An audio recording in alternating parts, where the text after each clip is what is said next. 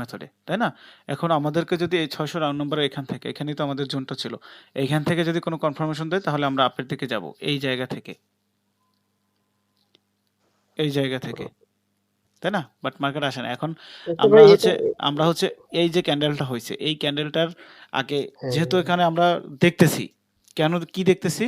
First of all যেহেতু এই ক্যান্ডেলটা বড় হইতেছে, যে আমরা মনে মনে চিন্তা করতেছি এখানে মানে ব্রেকআউট হইতে পারে, যেহেতু আমরা চিন্তা করে ফেলছি, তখন আমরা ইনস্ট্যান্ট এখানে 5 সেকেন্ডে চলে যাব। 5 সেকেন্ডে গিয়ে দেখি যদি মার্কেট অলরেডি স্ট্রাকচার আপে শিফটেড এবং আমাদের হচ্ছে এন্ট্রি ক্যান্ডেলও দিয়ে দিছে, মানে আগের ক্যান্ডেলই, তখন আমরা ওপেনিং এ ট্রেড প্লেস করে দিব। জি ভাই, ক্লিয়ার? পারফেক্ট এটা। জি পারফেক্ট।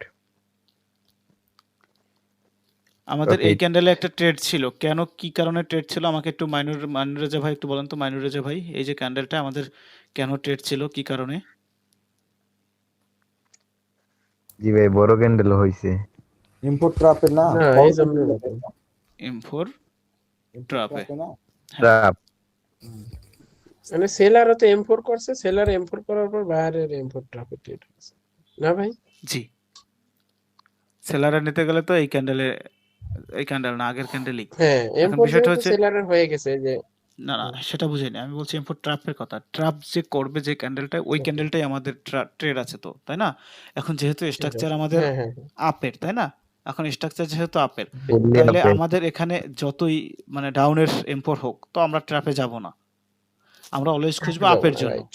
আপের জন্য খুঁজলে কি হবে? হ্যাঁ স্ট্রাকচার আমাদের একুরেসি বুস্ট হবে। এখন এক্সাম্পল স্বরূপ শুরুতে দয়ালের নামে শিখেছিলাম না সেট আপ টু, এখানে এখন এই সিনারি থেকে আপনি সেট আপ টুতে ডাউনে যাবেন?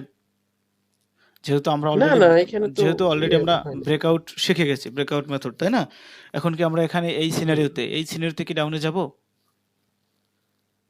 না তো না এখানে ভাই, তো ডাউনে যাওয়া যাবে না। আমগো চিন্তা ধারণা থাকবো আপের দিকে, অ্যাডভান্স হয়ে অন্য গেছে। কিছু